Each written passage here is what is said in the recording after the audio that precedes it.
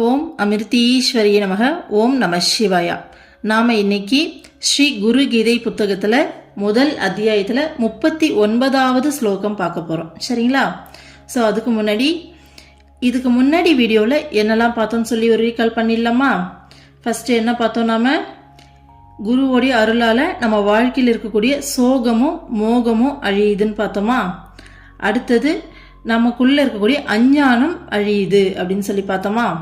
அடுத்தது குரு வசிக்கிற இடம் காஷி கஷேத்திரம், அவருடைய பாத தீர்த்தம் கங்கா தீர்த்தம். குருவும் அந்த பரபிரம்மமும் வேற வேற கிடையாது, குரு தான் பகவான் விஸ்வேஸ்வரன் அப்படின்னு சொல்லி பார்த்தோமா? அடுத்தது குரு சேவை தீர்த்தஸ்தலமான கயை, அவருடைய உடல் அழியாத அக்ஷயமான ஆலமரம் மாதிரி என்னைக்குமே அழியாதது. அடுத்தது அவருடைய பாதம் விஷ்ணு பாதம். விஷ்ணுடைய பாதம் எப்படி அரக்கனை அழிச்சதோ அந்த மாதிரி நமக்குள்ள இருக்க அரக்கனை, நமக்குள்ள இருக்க கெட்டவைகளை அழிக்கக்கூடியது குருவுடைய பாதம் அப்படின்னு சொல்லி பார்த்தோமா? அடுத்தது குருவிடம் சமர்ப்பிக்கப்பட்ட மனம் பறந்து விரிந்ததாகிறது அப்படின்னு சொல்லி பார்த்து முடிச்சோம் இல்லையா? ஸோ இன்னைக்கு 39வது ஸ்லோகம் பாருங்க. குருமூர்த்திம் ஸ்மரே நித்யம் குரோர் நாம சதா ஜபேத் குரோராக்ஷம் பிரகுர்வீத குரோரண்யம் ந பாவயேத். அது மீனிங் பாருங்க. சீடன் எப்போதும் குருவின் திருவடிவை நினைக்கவும், குருவின் நாமத்தை ஜபிக்கவும், குருவின் கட்டளையை பின்பற்றவும் வேண்டும். குருவை அன்றி மற்றொருவரை தியானிக்க கூடாது. என்ன சொல்லியிருக்காங்க?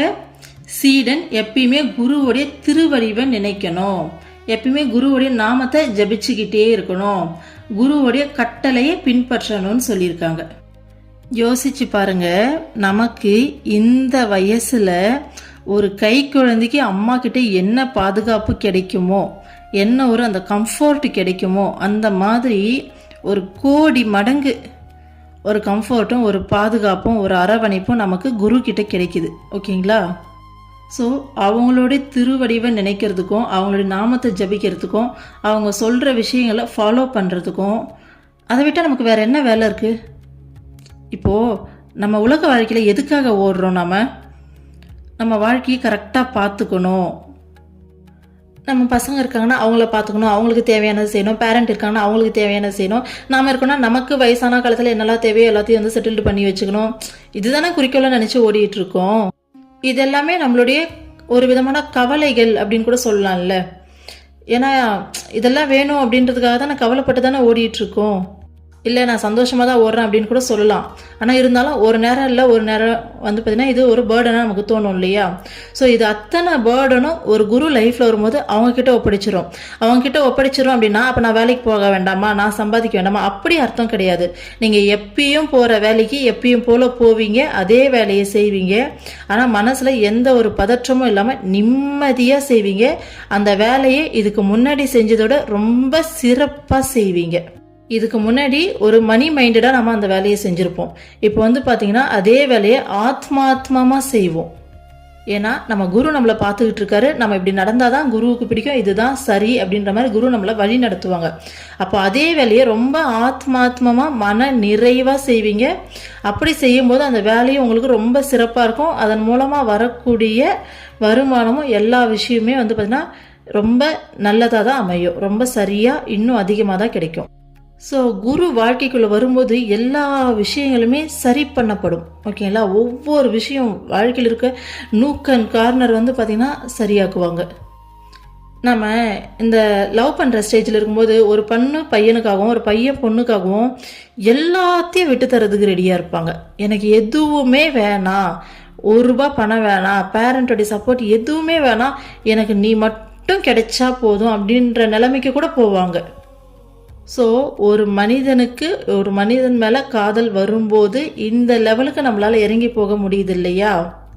அப்போது பாலைவனமாக இருக்கக்கூடிய நம்ம வாழ்க்கையை பூஞ்சோலையாக மாற்றக்கூடிய குருவுக்காக எந்நேரமும் அவருடைய திருவடிவை நினைக்கிறதுக்கும், அவருடைய திருநாமத்தை ஜபிக்கிறதுக்கும், அவர் சொல்கிற விஷயத்தை கேட்கறதுக்கும் நமக்கு ஏன் வந்து பார்த்திங்கன்னா கசக்க போகுது சொல்லுங்கள்? இந்த விஷயம் கூட பார்த்தீங்கன்னா என்ன இவங்க அவங்களுடைய பேர் சொல்லுமா, எந்நேரமும் அவங்களுடைய உருவத்தையே ஞாபகம் வச்சுருக்கணுமா, அவங்க சொல்கிறதெல்லாம் ஃபாலோ பண்ணணுமா, இது அடிமைத்தனமாக இருக்கே. மேபி யாராச்சும் புதுசாக இருந்தால் அப்படின்னு கூட தோணலாம். இது எதுவுமே அவங்களுக்காக கிடையாது. இதில் இம்மியளவு சுயநலம் அவங்களுக்கு கிடையாது. இது முழுக்க முழுக்க நம்மளோட நல்லதுக்காக தான். ஒரு சத்குரு அப்படின்றவங்க இறைவனுக்கு ஒப்பானவங்க. இறைவனே அவதாரம் எடுத்து வர மனிதனா அவதாரம் எடுத்து வரவங்க தான் சத்குரு அப்படின்னு சொல்லியிருக்கோமா நம்ம. ஸோ அவங்களுடைய திரு உருவத்தை நினைக்கிறதால நம்மளுடைய ஆத்மா வந்து பார்த்தீங்கன்னா தூய்மை அடையும். சரிங்களா? அவருடைய நாமத்தை ஜபிக்க, நாமம்னா அவருடைய பெயர். சரிங்களா? ஸோ ஒரு சில குருமார்கள் வந்து மந்திர தீட்சை தருவாங்க. எங்கள் அம்மாலாம், என்னுடைய குரு ஸ்ரீமாதா அமிர்தானந்தமயி தேவியெலாம் வந்து பார்த்தீங்கன்னா மந்திர தீட்சை தருவாங்க. அவங்க மந்திர தீட்சையும் பண்ணலாம், அம்மாவுடைய திருநாமத்துடைய நாமாவளி அதையும் சொல்லலாம். ஓகேங்களா? ஸோ இதை பண்ணும்போதும் பார்த்தீங்கன்னா நம்மளுடைய ஆத்மா சுத்தம் அடையும். நாளுக்கு நாள் வந்து பார்த்தீங்கன்னா இந்த சக்ராஸ்லாம் ஆக்டிவேட் ஆகும். நம்ம மைண்டுக்குள்ளே அந்த மாயையிலேருந்து கொஞ்சம் கொஞ்சமாக நம்ம வெளியில் வருவோம். ஓகேங்களா? ஸோ குருவுடைய கட்டளையும் அதுக்காக தான். நம்மளுடைய ஆத்மா அனுபூதி நிலையை அடையிறதுக்கான ஸ்டெப்ஸ் தான் இது எல்லாமே தவிர இதெல்லாம் ஒரு இம்மி அளவு சுயநலம் அவங்களுக்கு கிடையாது. குருவுடைய ஒவ்வொரு செயலும் வந்து பார்த்தீங்கன்னு வச்சுக்கோங்களேன் நமக்காக தான் இருக்கும். எதுவாக இருந்தால் அவங்க கண்டிக்கிறதா இருந்தாலும் சரி, அவங்க அரவணைக்கிறதா இருந்தாலும் சரி, அவங்க விடுற ஒரு மூச்சு காத்தும் கூட நமக்கானதாக தான் இருக்கும். அவங்களுடைய ஒரு பார்வை கூட பார்த்தீங்கன்னா ஒரு செகண்ட் இப்படி நம்மளை பார்க்குறாங்க இல்லையா, அந்த பார்வை கூட நம்மளுடைய அவ்வளவு கர்மாவை கிளென்ஸ் பண்ணும். அவ்வளவு புனிதமானவங்க குரு. ஸோ நாம் குருவோடைய திருவுருவத்தை, திருவடிவை எந்நேரமும் நினச்சிக்கிட்டு குருவோடைய நாமத்தை ஜபிச்சுக்கிட்டு அவருடைய கட்டளையே நம்ம பின்பற்றணும். அவர் சொல்கிற விஷயங்களை நம்ம ஃபாலோ பண்ணோன்னா நமக்கு சீக்கிரமாக ஆத்ம அனுபூதி கிடைக்கும். அந்த ப்ராசஸில் நம்ம எந்த அளவுக்கு சரணாகதி அடைஞ்சி அவங்கள நம்ம ஃபாலோ பண்ணுறோமோ அவ்வளவு சீக்கிரமாக அந்த ஆன்மீக முன்னேற்றம் ஏற்படும். ஓகேங்களா? ஒரு சிலர் நினைக்கலாம், நான் ஏன் ஒரு குரு கிட்ட சரணடைஞ்சு நான் இதெல்லாம் செய்யணும் அப்படின்னு சொல்லிட்டு மேக்ஸிமம் இதை கேட்குறவங்க அதை நினைக்க வாய்ப்பு இல்லை. அதை நினைக்கிறவங்க இதை கேட்க முடியாது, கேட்குறதுக்கு அவங்களுக்கு இன்ட்ரெஸ்ட் வராது. சப்போஸ் அவங்கள சுற்றி இருக்கவங்க யாராச்சும் அப்படி கூட ஆர்கியூ பண்ணலாம், ஏன் நான் ஒரு குரு கிட்ட சரணாகதி அடையணும், நானே வந்து பார்த்தீங்கன்னா இந்த பிரபஞ்சத்துக்கிட்ட டைரக்டாக கான்டாக்ட் வச்சுப்பனே, நானே டைரக்டாக கான்டாக்ட் வச்சுக்கிட்டு யார் ஒரு மனுஷனையும் நான் சார்ந்திருக்க மாட்டேன், நானாகவே முன்னேறுவேன்னு சொல்லி சாதனை பண்ணலாம். நீங்கள் நல்லா கவனித்து பார்த்தீங்கன்னா தெரியும், ஒரு குருவோடைய கண்ட்ரோல் என்னுடைய சத்குரு ஸ்ரீமத் அமிர்தானந்தமயி தேவி இருக்காங்களே, எங்கள் அம்மானே வருது வாயில், அப்படியே சொல்லி சொல்லி பழக்கமாயிடுச்சு. ஸோ எங்களுடைய அம்மா இருக்காங்க இல்லையா, ஸோ அவங்க அம்மா வாயை திறந்து சொல்லியிருக்காங்க, அம்மா சொல்கிறத முழுமையாக ஸ்ட்ரிக்டாக ஃபாலோ பண்ணால் வெறும் 3 வருஷம் போதுமா ஆத்ம அனுபூதி நிலையை அடையிறதுக்கு. ஒரு மனுஷன் முக்தி அடையிறதுக்கு அம்மா சொல்கிறத வெறும் 3 வருஷம் மட்டும் ஸ்ட்ரிக்டாக ஃபாலோ பண்ணி அம்மாக்கிட்ட முழுமையான சரணாகதியில் இருந்துட்டா ஆத்ம அனுபூதி நிலையை அடைஞ்சிருவாங்களாம்மா.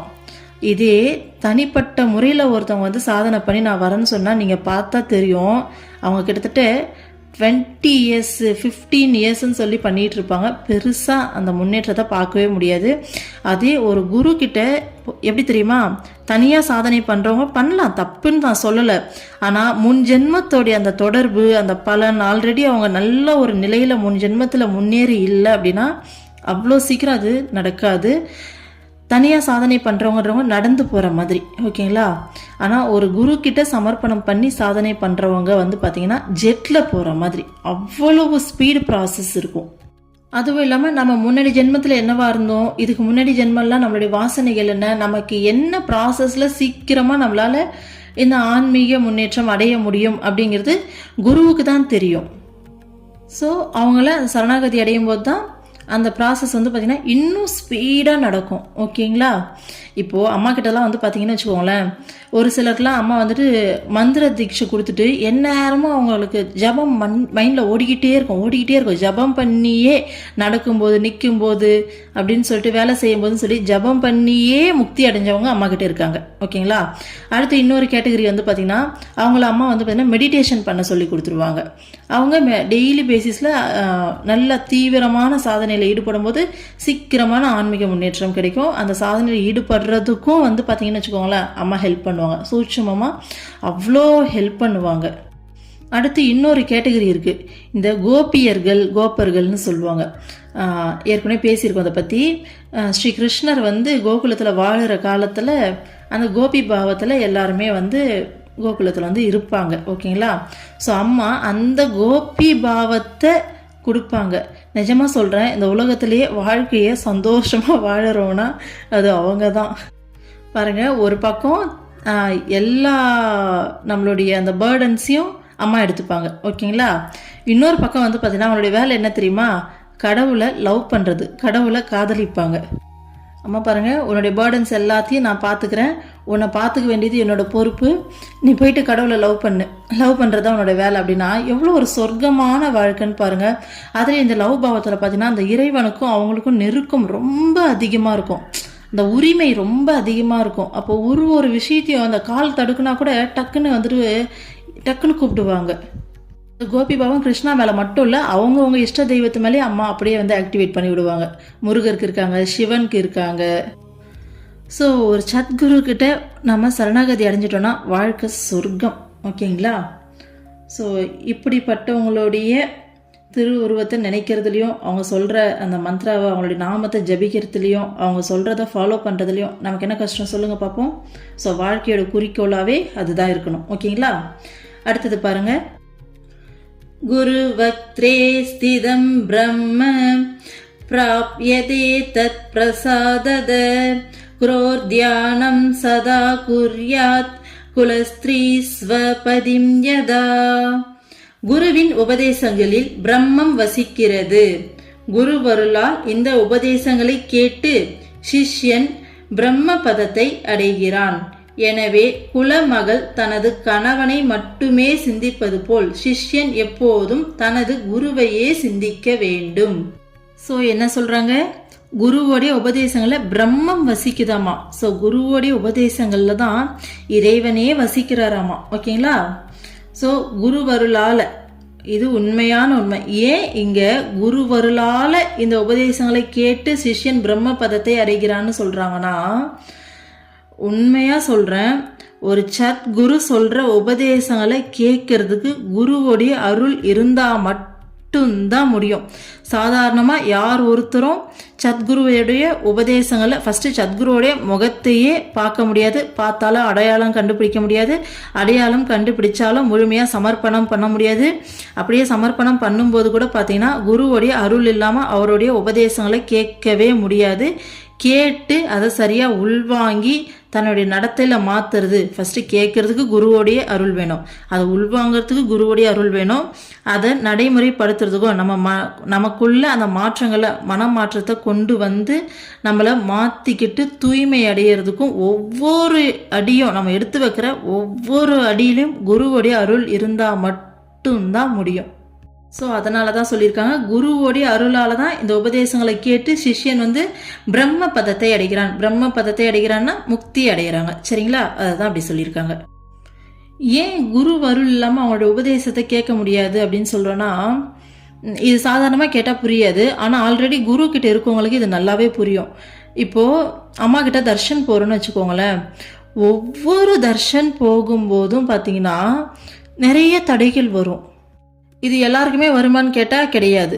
யார் ஒருத்தர் முழுமையாக தன்னையே அந்த சமர்ப்பணம் பண்ணி எனக்கு இறைவன் வேணும், நான் என்னை முழுமையாக உங்ககிட்ட சமர்ப்பணம் பண்ணிடுறேன், நீங்கள் என்ன வேணால் பண்ணிக்கோங்க, ஆனால் எனக்கு உங்களை அடையணும் அப்படின்ற மனநிலையில் இருக்கவங்களுக்கு அந்த ஸ்ட்ரகிள்ஸ் எக்கச்சக்கமாக வரும். அந்த ஸ்ட்ரகிள்ஸ் வரும்போது நமக்கு நல்லா தெரியும் நம்ம ப்ராசஸில் இருக்கோம், அது நல்ல விஷயம்தான். அந்த ஸ்ட்ரகிள்ஸ் வரும்போது தான் பார்த்திங்கன்னா நம்ம நல்ல ஒரு ப்ராசஸில் இருக்கோம், நமக்கு சீக்கிரமாக அந்த முன்னேற்றம் கிடைக்கும் போது. ஏன்னா அந்த ஸ்ட்ரகிள்ஸ்க்கு அப்புறம் பார்த்திங்கன்னா பயங்கர பிளெஸ்ஸிங்ஸ் கிடைக்கும். ஓகேங்களா? ஸோ அந்த வகையில் ஒவ்வொரு டைம் போகும்போதும் பார்த்திங்கன்னா அவ்வளோ ஸ்ட்ரகிள்ஸ் வரும். அப்போது அம்மா கிட்ட உட்காந்து டீப்பாக ப்ரே பண்ணும்போது அந்த ஸ்ட்ரகிள்ஸ் அப்படியே விலகும். விலகி இந்த ராகவேந்திரா படத்தில் பார்த்துருப்போம், ஸ்ரீ ராகவேந்திரா படத்தில் அவர் ஜீவசமாதி அடையும் போது அவர் சிஷ்யர் ஒருத்தர் வந்துட்டு ஊரில் இருக்கவங்களாம் சொல்கிறத வெளில ஓடிருப்பார். ஓடிட்டு திரும்ப வரும்போது காட்டாற்று வெள்ளம் வந்துடும், அவரால் தாண்டி போக முடியாது. அப்போ வந்து பார்த்திங்கன்னா அப்படியே அழுது உருகி பாடும்போது அந்த குருவே சரணம் சொல்லி பாட்டு வரும் இல்லையா, அந்த பாட்டு பாட அந்த ஆறு அப்படியே விலகி அவருக்கு வழிவிடும். அந்த மாதிரி நமக்கு முன்னாடி தடைகள் வந்து பார்த்திங்கன்னா ரொம்ப பிரம்மாண்டமாக நிற்கும். ஆனால் நம்ம அந்த பிரார்த்தனையை பண்ணி மனசு உருகி கேட்கும்போது அந்த தடைகள் வந்து அப்படியே விலகி நமக்கு வந்து பார்த்திங்கன்னா வழி கிடைக்கும். உதாரணத்துக்கு சொல்கிறேன் பாருங்களேன். ஒரு டைம் நான் வந்துட்டு கிளம்பி போகும்போது என்னோடய சின்ன பாப்பாவுக்கு பயங்கர காஃப், ஓகேங்களா. 4 இயர்ஸ் தான் ஆகுது. அந்த டைமில் கொஞ்சம் ரொம்ப ஹெவி ஒர்க்கில் இருந்தோம், அதனால் எதையுமே கவனிக்க முடியல. அன்றைக்கி நைட்டு ட்ரெயின் வேகமாக கிளம்பி போயாச்சு. போகிற வழியில் கொஞ்சம் காஃப் பண்ணுறான்னு சொல்லி காஃப் சிறப்பும் வாங்கிட்டு போயிட்டு ட்ரெயினில் உட்காந்தாச்சு. உட்காந்த பிறகு பார்த்திங்கன்னா கண்டினியூஸாக இரும ஆரம்பிச்சிட்டா. அதுக்கப்புறம் ஓகே தூங்குனா சரியாக போய்டும் தூங்க வச்சேன். தூக்கத்துலேயே பார்த்தீங்கன்னா நிமிஷத்துக்கு ஒரு டைம் ஆரம்பித்தாருன்னா 10 டைம் கண்டினியூஸாக இருமுவாங்க இல்லையா. ஸோ அதை கவுண்ட் பண்ணால் 10 இருமல் இருமுறா. அப்போ எங்கள் அம்மா வந்து கால் பண்ணுறாங்க. கால் பண்ணிவிட்டு சாதாரணமாக தான் பண்ணுறாங்க. பேசும்போது குழந்தை இருமுறை சத்தத்தை கேட்டுட்டு ட்ரெயினில் பக்கத்தில் தானே படுத்துட்ருக்கா. கேட்டுட்டு பார்த்தீங்கன்னா உடனே வந்து நீ கீழே இறங்கி வீட்டுக்கு போயிடு, அப்படி இல்லையா வர வழியில் தங்கச்சி வீடு இருக்குது, அங்கே இறங்கிட்டு நீ நைட்டு ஸ்டே பண்ணிட்டு காலைல கிளம்பிடு. ஆனால் அங்கங்கே ஃப்ளூ பரவுதுன்றாங்க. ஸோ எந்த காரணத்தை கூட நீ போகக்கூடாது, வேணாம், இறங்கிடு. குழந்தைய இவ்வளோ இருமல் வச்சுக்கிட்டு நீ போயிட்டு பார்க்க போறியா? இந்த அளவுக்கு வந்துட்டு உன்னுடைய விருப்பத்துக்காக குழந்தை இப்படிலாம் கஷ்டப்படுத்தக்கூடாது. குழந்தைக்கு உடம்பு அங்கே போய் முடியாமல் போச்சுன்னா என்ன பண்ணுவேன்? எதனா பக்கத்துலேயே இருக்குது, கேரளா இவ்வளோ தூரம் போகணும் அப்படின்னு சொல்லி பயங்கரமாக வந்து பேசுகிறாங்க, திட்டுறாங்க. சரி ஓகே அப்படின்னு சொல்லி நான் கேட்டுட்டு ஃபோனை வச்சுட்டேன். ஃபோனை வச்ச பிறகு நான் நினச்சி பார்க்குறேன், என்னது இன்னைக்கு போக முடியாதா, அம்மாவை போயிட்டு பார்க்க முடியாதா அப்படின்னு நினச்சா என்னால் அதை தாங்கிக்கவே முடியல. அம்மாவுடைய பர்த்டேக்கு வரையா போயிட்டுருக்கேன், ஓகேங்களா. ஸோ பர்த்டே செலிப்ரேஷனு ஒரு மைண்ட் செட் ஆகிட்டேன். நான் போக போகிறேன், அம்மாவை பார்க்க போகிறேன்னு சொல்லி. அம்மாவை பார்க்க போகிறோம், தன்னுடைய குருவை பார்க்க போகிறோன்னா அந்த சந்தோஷம் அந்த குரு இருக்கவங்களுக்கு தெரியும். அப்படியே மனசு துள்ளி குதிக்கும். அவ்வளோ சந்தோஷம், அவ்வளோ எக்ஸ்பெக்டேஷனு, அவ்வளோ ஆசையாக போவோம். அப்போ போகக்கூடாது அப்படின்னு சொல்லும்போது என்ன சொல்கிறது, அவங்க சைட்லேருந்து யோசிக்கணும்ல, குழந்தைக்கு இந்த மாதிரிலாம் இருக்கே, அப்போது என்னடா இது, அப்போ என்ன பண்ணுறது. ஆனால் என்னால் திருப்பி எல்லாம் வீட்டுக்கு போது என்னால் நினச்சி கூட பார்க்க முடியல எப்படி அப்படின்னு சொல்லிட்டு. ஆனால் எனக்கு வந்து நம்பிக்கை இருக்குது, நான் போகிறது கடவுளோட இடத்துக்கு. ஸோ அங்கே போயிட்டு குழந்தைக்கு என்ன ஆக போது எல்லாம் அம்மா பார்த்துப்பான்ற நம்பிக்கை இருக்குது. இருந்தாலும் குழந்தை இப்படி இருமுறதை பார்த்துட்டு வீட்டில் திட்டுறாங்க. அப்போ பாருங்கள், தூங்க வைக்கிறதுக்கு முன்னாடி காஃப் சிரப் கொடுத்து தான் தூங்க வச்சேன். இருமல் ஒரு இம்மி அளவு கேட்கல, கண்டினியூஸாக இருமிக்கிட்டே இருக்கா. கண்ணை மூடி மனசார, அது வந்து பார்த்தீங்கன்னா இப்போ நம்மளை ப்ரே பண்ண சொன்னோட அந்த டீப் ப்ரேயர் வருமானு தெரியாது, ஆனால் அந்த சுச்சுவேஷனில் வரும் பாருங்கள்.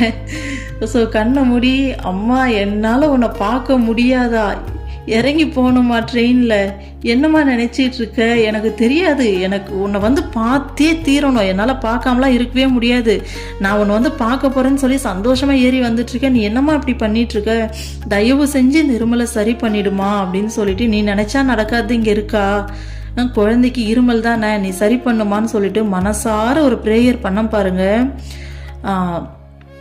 சொன்னால் நம்ப மாட்டீங்க, ஒரே ஒரு நிமிஷத்தில் அந்த இருமல் நின்று போச்சு.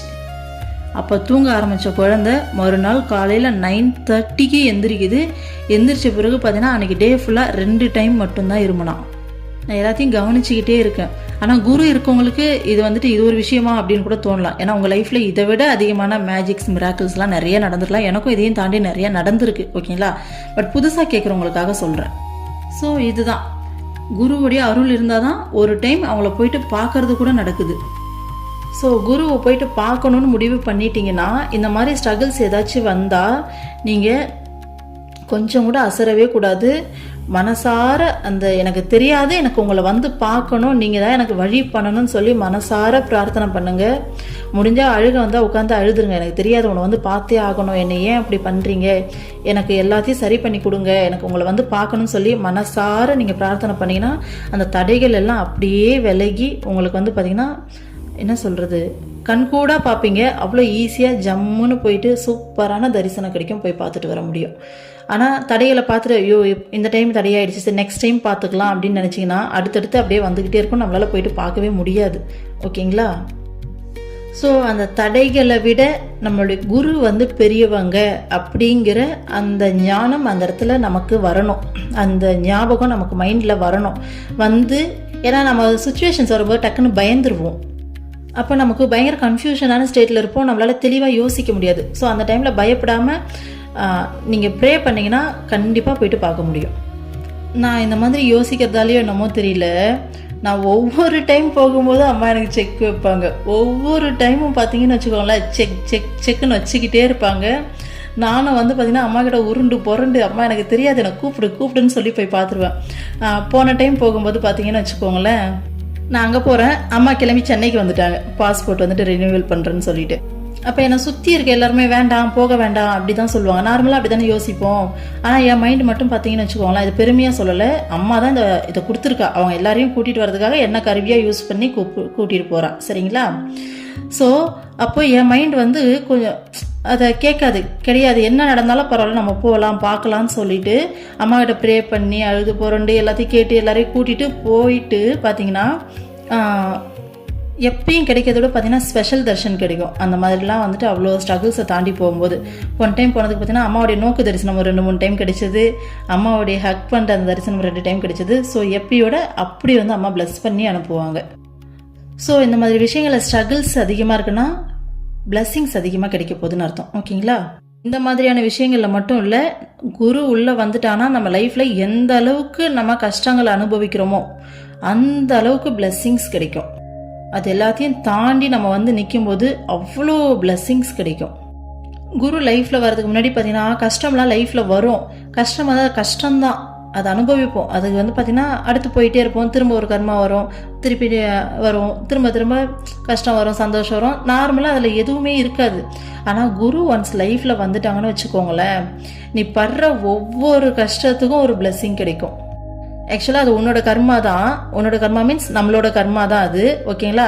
ஸோ நம்ம பண்ண கெட்ட கர்மா தான் நமக்கு கஷ்டமாக வருது.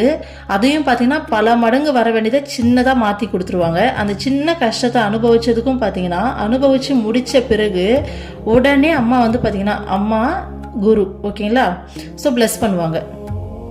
எப்படி தெரியுமா இருக்கும், அம்மா என்னம்மா இப்போது நான் செஞ்ச கர்மா எனக்கு கெட்ட கர்மா, அது எனக்கு பிரச்சனையாக வருது, அந்த பிரச்சனையும் பார்த்தீங்கன்னா பல மடங்கு குறைச்சி ரொம்ப சின்னதாக மாற்றி தான் கொடுத்துருப்பாங்க. அதையே நான் ஃபேஸ் பண்ணி வெளியில் வரும்போது பிளஸ் பண்ணுவாங்க சொல்கிறேன் இல்லையா, என்ன தெரியுமா பிளஸ் பண்ணுவாங்க, ஆன்மீக முன்னேற்றம் இருக்கும், கடவுள் கூட அந்த நெருக்கத்தை நம்மளால் உணர முடியும். ஸோ இதை தாண்டும் போது அடுத்த ஸ்டேஜ் ஏறி இருப்போம். ஸோ அதுதான். ஸோ இப்படியாப்பட்ட குருவோடைய திருவடிவை எந்நேரமும் நினைக்கணும், குருவோடைய திருநாமத்தை எப்பயுமே ஜபிச்சுக்கிட்டே இருக்கணும், அவர் சொல்றதை நம்ம தட்டாம ஃபாலோ பண்ணணும். அதனால தான் அவருடைய உபதேசங்கள்ல பிரம்மம் வசிக்குதுன்னு சொல்றாங்க. ஸோ குருவோடைய அருள் இருந்தாதான் அவருடைய உபதேசங்களை கேட்டு ஒரு சிஷ்யன் வந்து பார்த்தீங்கன்னா பிரம்ம பதத்தை அடைய முடியும் அப்படின்னு சொல்றாங்க. ஓகேங்களா? அடுத்து என்ன சொல்றாங்க பாருங்க, எனவே குலமகள் தனது கணவனை மட்டுமே சிந்திப்பது போல் சிஷ்யன் எப்போதும் தனது குருவையே சிந்திக்க வேண்டும். ஒரு ஒய்ஃப் எப்படி ஹஸ்பண்ட் நினப்பாவே இருப்பாங்களோ அந்த மாதிரி சிஷ்யன் எந்நேரமும் குருவோடைய சிந்தனையிலே இருக்கணும்னு சொல்றாங்க. ஆமா தானே?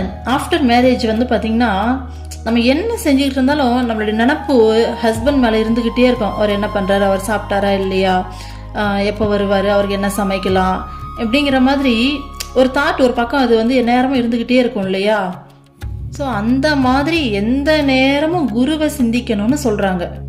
இந்த மாதிரி எந்த நேரமும் அந்த குருவோடைய சிந்தனையிலே இருக்க இருக்க இருக்க பார்த்தீங்கன்னா நமக்கு ப்ராசஸ் ரொம்ப ஸ்பீடாக இருக்கும். அந்த சரணாகதி மனப்பான்மை நாளுக்கு நாள் ரொம்ப வேகமாக நமக்கு வந்துட்டு வரும். அந்த சரணாகதி மனப்பான்மையில் நம்ம வர வர நம்மளுடைய குருக்கும் நம்மளை அக்சஸ் எடுத்து நம்மளை ஈஸியாக முன்னேற்றுறதுக்கும் நம்ம லைஃப்பில் வரக்கூடிய கர்மாக்களை தடுத்து நிறுத்தி ரொம்ப குறைச்சி கொடுக்கறதுக்கும் ரொம்ப ஈஸியாக இருக்கும். எந்த அளவுக்கு குறைப்பாங்கன்னா, ஆசிரமத்தில் அம்மா ஒரு பிரம்மச்சாரியை உன்னுடைய ஷர்ட்டோடைய கலரை மாற்றுன்னு சொல்லி அவனுடைய கர்மாவை கழிச்சிருக்காங்க. சரி, இனிமேல் நீ வந்து எல்லோ கலர் ட்ரெஸ்ஸில், ஆசிரமத்தில் வந்து எல்லோ ட்ரெஸ் போடுவாங்க, ஸோ அந்த ட்ரெஸ்ஸை மாற்றிக்கோ, இனிமேல் அந்த ட்ரெஸ்ஸை போடுன்னு சொல்லி ஜஸ்ட்டு ட்ரெஸ்ஸோடைய கலரை மாற்றி கர்மாவை கழிச்சிருக்காங்க. அடுத்து எனக்கு தெரிஞ்ச ஒருத்தருடைய ஹஸ்பண்டுக்கு உயிருக்கே ஆபத்து, ஆனால் வந்து பார்த்தீங்கன்னா சும்மா கனவுல, ஓகேங்களா, கனவுல அவங்க ஹஸ்பண்டுக்கு ஏதோ ஆகிற மாதிரி காமிச்சு அடுத்தது வந்து பார்த்தீங்கன்னா அவங்கள திட்டுற மாதிரியான ஒரு கனவு, பயங்கரமாக திட்டுற மாதிரியான ஒரு கனவு, பயங்கரமாக ரொம்ப பயங்கரமாக இல்லை, சாதாரணமாக தான். ஸோ இந்த 2 கனவு வழியாகவே அவங்க ஹஸ்பண்டுக்கு இருந்த அந்த கர்மாவை கழிச்சிருக்காங்க. ஸோ இதுதான் அம்மா கூட அவங்களுடைய புக்கில் போட்டிருப்பாங்க, ஒரு பையனுக்கு பாம்பு கொத்தி சாகணும் அப்படிங்கிறது விதியாமா, ஓகேங்களா. ஆனால் அவன் இறைவன்கிட்ட அந்த முழுமையான சரணாகதி மனப்பான்மையில் இருக்கும்போது வீட்டில் கரண்ட் ஆஃப் ஆகிட்டு பூஜை ரூமில் விளக்கேற்றதுக்கு ஏதோ போயிருக்கான்.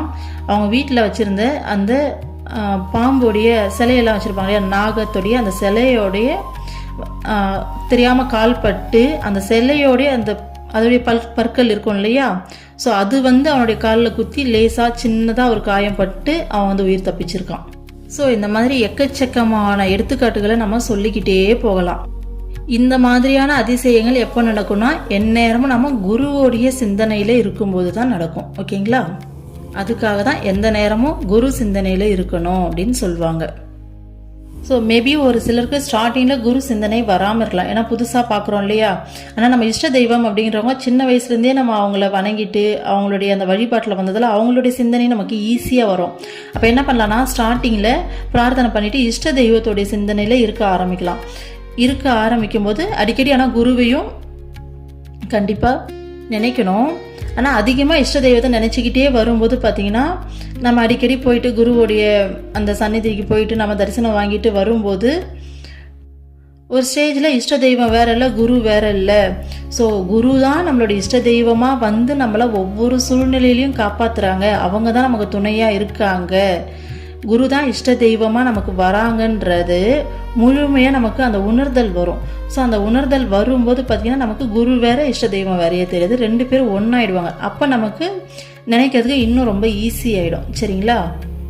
உங்கள் இஷ்ட தெய்வத்துக்கிட்டே நெருங்கணும், அவங்கக்கிட்ட கம்யூனிகேஷன் அதிகமாகணும், இன்னும் அவங்கள நல்லா உணரணும் அப்படின்னாலும் பார்த்தீங்கன்னா நீங்கள் தனிப்பட்ட முறையில் சிந்திக்கிறதை விடவும் குரு கிட்ட பிரார்த்தனை டெய்லி பேசிஸில் எனக்கு வேணும் அவங்க என்னோட இஷ்ட தெய்வத்தோட நான் இன்னும் நெருக்கமாகணும், அவங்கக்கிட்ட இன்னும் க்ளோஸ் ஆகணும்னு சொல்லி நீங்கள் டெய்லி பேசிஸில் பிரார்த்தனை பண்ண பார்த்தீங்கன்னா உங்களுடைய அந்த நெருக்கம் நல்லா உணர முடியும். நம்ம தனிப்பட்ட முறையில் முயற்சி பண்ணும்போது இதெல்லாம் ரொம்ப கஷ்டமான விஷயம். ஆனால் குரு கிட்ட பிரார்த்தனை பண்ணும்போது ஒன்றுமே இல்லாத மாதிரி டக்குன்னு சொல்லி நம்ம மைண்டில் அந்த ப்ராசஸ் ரொம்ப வேகமாக மாறிக்கிட்டே வரும். ஸோ அதுக்கு தேவையானதெல்லாம் பார்த்தீங்கன்னா இந்த புக்கில் சொல்லியிருக்க மாதிரி எந்த நேரமும் அவங்கள நினச்சிக்கிட்டே இருக்கணும், அவங்க நாமத்தை ஜபிச்சுக்கிட்டே இருக்கணும், அவங்க சொல்கிற விஷயங்களை பார்த்திங்கன்னா ஸ்ட்ரிக்டாக ஃபாலோ பண்ணுறதுக்கு முடிஞ்ச அளவுக்கு முயற்சி செய்யணும். ஏன்னா எடுத்தோடனே டக்குன்னு நம்மளால் மாற்றிக்க முடியாது, ஆனால் நம்ம முயற்சி பண்ண கொஞ்சம் கொஞ்சமாக நம்ம மாறிடுவோம். ஓகேங்களா? அடுத்தது குருவினுடைய உபதேசங்கள் அவ்வளோ முக்கியமானது. கஷ்டமான இந்த வேதங்கள் புராணங்கள் எல்லாத்துலேயும் பார்த்திங்கன்னா ரொம்ப கஷ்டமாக அதெல்லாம் சொல்லியிருப்பாங்க. அதை படித்தா நம்மளால் அண்டர்ஸ்டாண்ட் கூட பண்ணிக்க முடியாது, அதை ஸ்ட்ரெயிட்டாக நம்மளுக்கு அப்ளை பண்ணுறதுக்கும் அவ்வளோ கஷ்டமாக இருக்கும். ஆனால் குருமார்கள் அதே விஷயத்த ரொம்ப ஈஸியாக சொல்லி கொடுப்பாங்க அந்த உபதேசத்தில். ஓகேங்களா?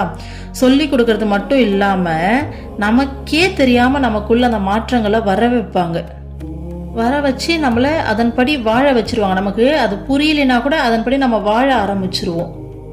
நாமளா முயற்சி பண்ணி நம்மளுடைய மனசை மாத்துறதுன்றது முடியாத காரியம். நம்ம நினைக்கலாம் இது ஒரு விஷயமா, என் மனசை மாற்றணும் அவ்வளோதானே, என்னால் முடியும் அப்படின்னு நம்ம நினைக்கலாம். ஆனால் அது அவ்வளோ ஈஸியான விஷயம் கிடையாது. ஏன்னா நமக்குள்ள அவ்வளோ வாசனைகள் இருக்கும், நம்மளால அவ்வளோ ஈஸியாக மாற்றவே முடியாது. இதை ட்ரை பண்ணிங்கன்னா தான் தெரியும். இப்போது உங்களுக்கு ரொம்ப பிடிக்காத ஒரு பர்சன், ரொம்ப ஒரு எனிமி, உங்களை ரொம்ப கஷ்டப்படுத்தியிருக்காங்க லைஃப்பில் அப்படின்ற மாதிரி ஒருத்தர் எடுத்துக்கோங்க. அவங்கள பார்த்தா உங்களுக்கு எந்த ஒரு உணர்வும் வரக்கூடாது. ஓகேங்களா? ஸோ ட்ரை பண்ணி பாருங்கள், முடியுதான்னு சொல்லிட்டு. முடியவே முடியாது, உருண்டு புரண்டாலும் நம்மளால் அதை அவ்வளோ சீக்கிரத்தில் மாற்றவே முடியாது. இதே ஒரு குரு கிட்ட போயிட்டு நீங்கள் மனசார உருகி அழுது பிரார்த்தனை பண்ணுங்க, இப்படி செகண்டில் மாறும். பிரார்த்தனை பண்ணிட்டு வந்துருங்க, கொஞ்ச நாளில் உங்களுக்கே தெரியாமல் உங்கள் மனசை பார்த்தீங்கன்னா அப்படியே அடங்கி போயிடும். அவங்கள பார்த்தா எந்த ஒரு உணர்வுமே வராது. ஒரு எடுத்துக்காட்டுக்காக நான் இதை சொல்கிறேன். ஸோ அந்த மாதிரி இப்போ அம்மா கிட்ட நானே பார்த்துருக்கேன். இந்த சிகரெட் பேக்கெட்லாம் அம்மா கையில் கொடுத்து அம்மா கிட்ட அம்மா நான் இந்த கெட்ட பழக்கத்தை இனிமேல் விட்டுணுமா அப்படின்னு சொல்லி கேட்பாங்க. அம்மா அதை கூட பார்த்தீங்கன்னா இறைவனாக நினச்சி அவங்க பாருங்கள் எல்லாத்துலேயும் இறைவனை பார்ப்பாங்க. அவங்க குரு இறைவனுடைய அந்த தன்மையை பாருங்கள். அதை எடுத்து அந்த நெத்தியில் அப்படியே வச்சு அம்மா சாமி கும்பிட்ற வச்சுட்டு இப்படி சைடில் வைப்பாங்க. அதுக்கப்புறம் அந்த ஹேபிட் அவங்களுக்கு அந்த ஞாபகம் வராது. எதனால் திரும்ப நம்ம சிகரெட் பிடிக்கணும்னு சொல்லி நினைக்கிறோம்? நமக்கு மைண்ட் அடிக்ஷன் இல்லையா, நம்மளால் அது இல்லாமல் இருக்க முடியாது. அதை பிடிக்கும் போதெல்லாம் நம்ம மைண்டுக்குள்ளே அந்த டோபமைன் சுரக்கும். அப்போது நமக்கு அது ஒரு அடிக்ட் ஆகிடும். ஸோ திரும்ப கேட்டுக்கிட்டே இருக்கும். ஆனால் அம்மா கிட்ட அவங்களா பிரார்த்தனை பண்ணவங்களுக்கும் நடந்திருக்கு, அவங்களுக்காக மற்றவங்க பிரார்த்தனை பண்ணியும் நடந்திருக்கு. ஓகேங்களா? ஸோ இந்த அதிசயங்கள்லாம் எப்படி நடக்குது? சத்குருவுடைய சங்கல்பத்தால் நடக்குது. ஸோ இப்படிப்பட்ட சத்குருவை நம்ம வாழ்க்கையே மாற்றி சரியான பாதையில், சந்தோஷமான பாதையில், சொர்க்கத்தில் வாழ வைக்கிற அந்த சத்குருவுடைய திருவடிவத்தை எந்த நேரமும் நினைக்கணும். அவங்களுடைய திருநாமத்தை எப்போவும் ஜபிக்கணும். அவங்களுடைய கட்டளையை நம்ம பின்பற்றணும். இதில் இன்னொரு விஷயம் சொல்லியிருக்காங்க, குருவை அன்றி மற்றொருவரை தியானிப்பது கூடாதுன்னு ஒரு வார்த்தை சொல்லியிருக்காங்க. சரிங்களா? ஏன் அப்படி சொல்லியிருக்காங்க அப்படின்னா, என்ன இவங்க குருன்றாங்க, கடவுள்ன்றாங்க, ஆனால் என்னை தவிர யாரையும் நினைக்கக்கூடாது அப்படின்றாங்களே அப்படின்ற மாதிரி நமக்கு மேபி தோணலாம். ஓகேங்களா? ஆனால் அதுக்கு அர்த்தம் அது கிடையாது. ஏன் குருவை தவிர வேறு யாரும் நினைக்கக்கூடாதுன்னா, நம்ம மைண்டு டைவர்ட் ஆகிடக்கூடாது. ஏன்னா இப்போ குருமார்கள் நிறைய பேர் இருக்காங்க. ஓகேங்களா? எல்லாருமே குருமார்கள் தான், எல்லாருமே கடவுளுடைய அவதாரம் தான். கடவுள் தான் பார்த்தீங்கன்னா பல ரூபம் எடுத்து வந்து நம்மளை காப்பாற்றுறதுக்காக, ஓகேங்களா, பல ரூபம் எடுத்து வந்து அங்கங்கே சத்குருவாக உட்காந்துருக்காங்க. ஆனால் நம்ம மைண்டு வந்து பார்த்திங்கன்னா இந்த குருவா அந்த குருவான்னு சொல்லி நம்ம ஆசிலேட் ஆகி போவோம். அப்படி போகும்போது நம்ம உருப்படியான வழியில் போக மாட்டோம். ஓகேங்களா? இப்போது 2-3 குருக்கிட்ட நீங்கள் போகிறீங்க வரீங்கன்னு வச்சுக்கோங்களேன். அப்போது நம்ம மைண்ட் என்ன தோணும், இவர்கிட்ட போய் கேட்டால் இது கிடைக்கும், அவர்கிட்ட போயிட்டு கேட்டால் அது கிடைக்கும், இவங்கள விட இவங்க கொஞ்சம் பெட்டராக இருக்க மாதிரி இருக்கே, இப்படியெல்லாம் நம்ம மைண்ட் வந்து கால்குலேட் பண்ண ஆரம்பிக்கும். அப்போ இவர்கிட்ட போகிறத இவர்கிட்ட போனால் நமக்கு இன்னும் கொஞ்சம் அருள் அதிகமாக இருக்கேன்னு சொல்லி அப்போ அடுத்தது இன்னொரு குரு கிட்ட போக தோணும். புரியுதுங்களா? ஸோ குருமார்கள் எல்லாருமே ஒன்று தான். ஆனால் நாம் ஒருத்தர்கிட்ட நிலையாக நின்று அவங்கள குருவாக ஏற்றுக்கிட்டு அவங்க வழியில் கரெக்டாக நடக்கும்போது மட்டும்தான் நாம் உருப்படியாக இருப்போம், நமக்கு ஆன்மீக முன்னேற்றம் சீராக இருக்கும், நாம் சரியான வழியில் நடப்போம். சரிங்களா? ஸோ அதுக்காக தான் மற்றவங்கக்கிட்ட போகக்கூடாதுன்னு சொல்லியிருக்காங்க. ஓகேங்களா? ஓகே, இன்னைக்கு இதோட போதும். அடுத்த ஸ்லோகம் நெக்ஸ்ட் வீடியோவில் பார்க்கலாம். ஓம் அமிர்தீஸ்வரி நமக. ஓம் நம சிவாய. சர்வம் கிருஷ்ணார்ப்பணம்.